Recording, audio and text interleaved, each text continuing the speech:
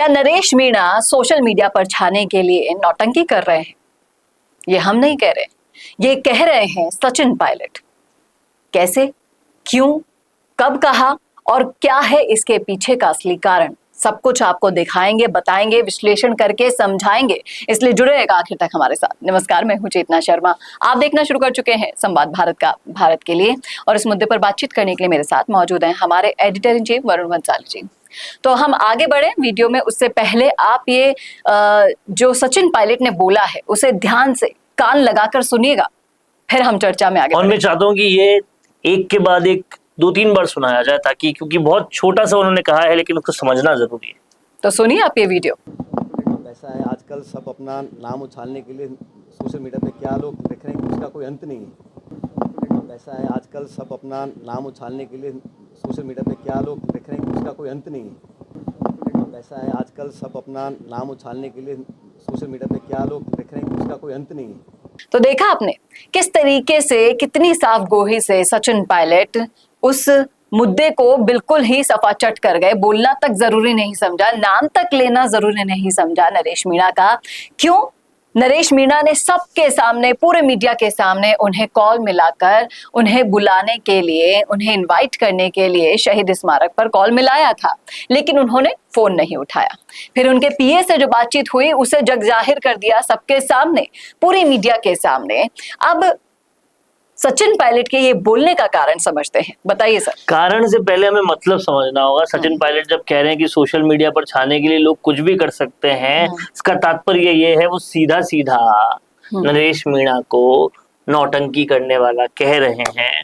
और ये समझने वाली बात है कि नरेश मीणा वो थे जिन्होंने उनकी बर्थडे पर हजारों लीटर खून ड्रमों में भर भर कर रक्तदान शिविर लगाकर लाए थे। बहुत उनका उस टाइम सम्मान किया था, जब शायद पायलट राजस्थान में अपने पैर जमा रहे थे। और अब पायलट का ये कहना कहीं ना कहीं नरेश मीणा से दूरी बनाए रखने का संकेत देता है, जो दूरी बना ली थी उन्होंने टोंक चुनाव में भी। और इससे सचिन पायलट पर सवाल उठाने से ज्यादा नरेश मीणा के साथ ऐसा क्यों हो रहा है, ये सवाल नरेश मीणा को खुद से पूछना चाहिए। क्योंकि वो लगातार जेल से बाहर आने के बाद और उससे पहले हर किसी की बुराई करते रहे, साथ लेने का कोई काम नहीं किया। तो राजनीति तो ऐसी जगह है जहां पर दुश्मन बहुत जल्दी बन जाते हैं, उन्हें ये समझना पड़ेगा।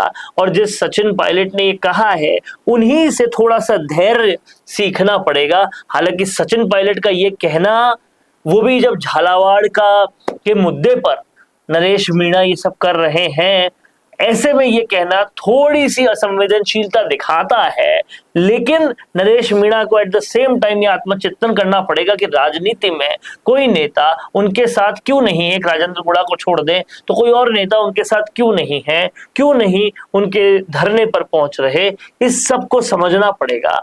और कहीं ना कहीं तभी नरेश मीणा क्रांतिकारी से एक राजनेता बन पाएंगे, आंदोलनकारी से राजनेता बन पाएंगे, इंकलाब जगाने वाले से, क्रांति लाने वाले से एक जनप्रतिनिधि बन पाएंगे। यही वो सफर है जो नरेश मीणा को तय करना है, और यही वो सफर है जिसे वो तय करने में अब तक नाकाम साबित हो रहे हैं। और जिस तरीके से कहा भी जाता है, बड़े बुजुर्ग भी कहते हैं कि राजनीति में जो संयम रखता है वही आगे बढ़ता है, और वही संयम नरेश मीणा को रखने की जरूरत है। और ये जो नसीहत है, एक नहीं, दो नहीं, बल्कि तमाम तरह के लोगों से नरेश मीणा के इस बर्ताव पर मिल रही है जो वो अपने समर्थकों के साथ कर रहे हैं।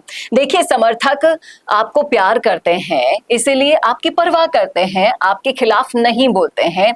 लेकिन जो व्यवहार आपका वीडियोस के जरिए दूसरों तक पहुंच रहा है, वो कहीं ना कहीं हंसी का पात्र आपको बना रहा है, और सवाल भी खड़े करता है कि जो अपने समर्थकों के साथ ये व्यवहार करेगा, वो आगे जाकर और क्या क्या करेगा। बताइए, किस तरीके से आप उनके इस व्यवहार को, जिस तरीके से उनको ट्रोल भी किया गया पूरे सोशल मीडिया पर कि अगर ये नेता बन गए तो न जाने किन किन को लात पड़ेगी। पहले थप्पड़ कांड, फिर उसके बाद लात कांड, और उसके बाद अभी तो न जाने और क्या क्या देखने को मिलेगा।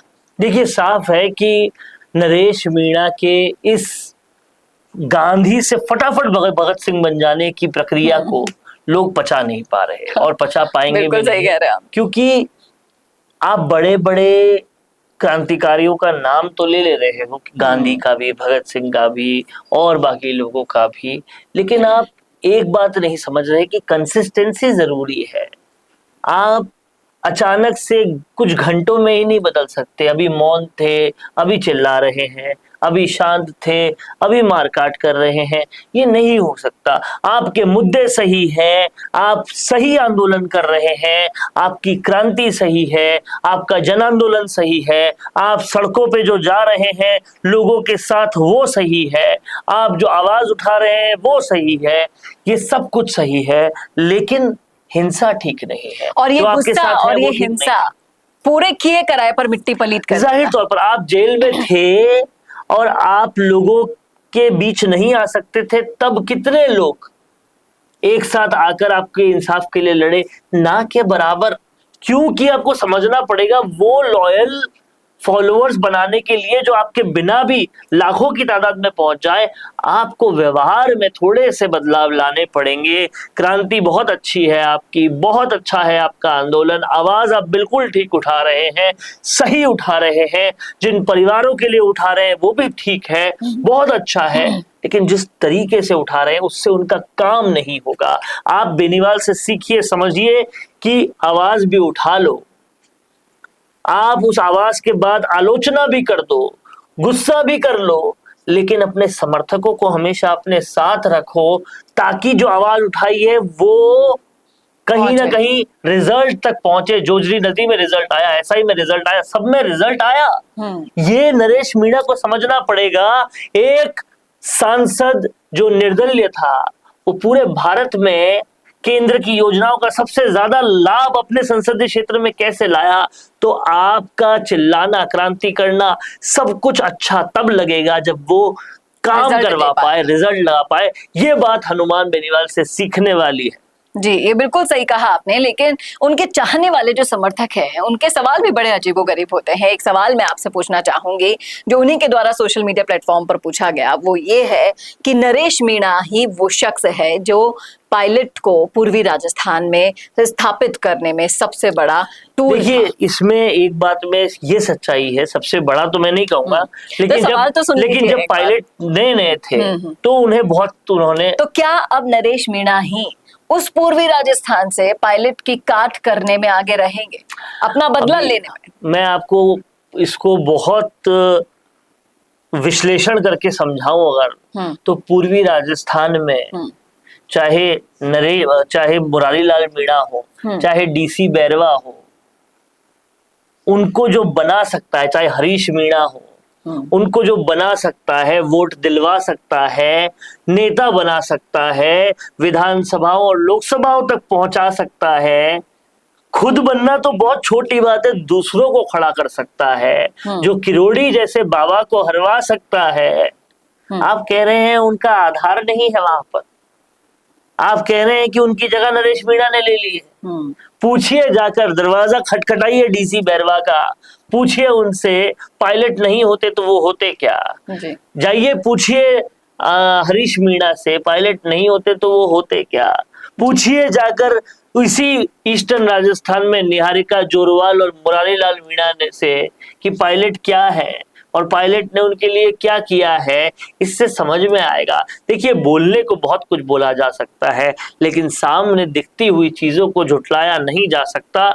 और नरेश मीणा बहुत सारी बातों में बहुत अच्छे हैं, इसमें कोई दो राय नहीं, लेकिन राजनीति के आंगन में कुछ सीखें अभी बाकी है, और वही कुछ सीखें उन्हें क्रांतिकारी, आंदोलनकारी और इंकलाबी से एक जनप्रतिनिधि बनवा पाएगी। सिर्फ आवाज उठाने वाले से आवाज उठाकर काम करवाने वाला बनवा पाएगी। आप ये देखिए, जो काम पटरी उखाड़ कर नहीं हुआ, जो काम चिल्लाकर लड़कर नहीं हुआ, वो बेनीवाल ने एक बार नहीं 4-4 बार करके दिखाया।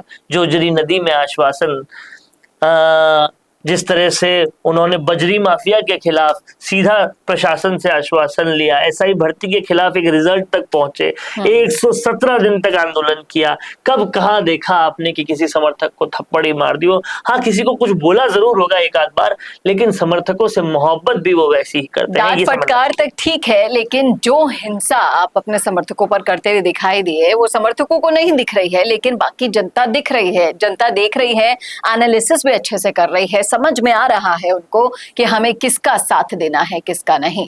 यहाँ पर जो इस पूरे विश्लेषण का निचोड़ है वो ये है कि अभी बहुत बड़ा और लंबा सफर नरेश मीणा को तय करना है, तो इस हिंसा को छोड़कर अगर वो अपनी इस सच्चाई और अच्छाई के साथ धैर्य रखकर आगे बढ़े तो बहुत कुछ कर सकते हैं, नहीं तो भुला दिए जाएंगे, जैसे कि और भी कई नेता क्रांतिकारी बनने की कोशिश तो करे लेकिन भुला दिए गए हैं।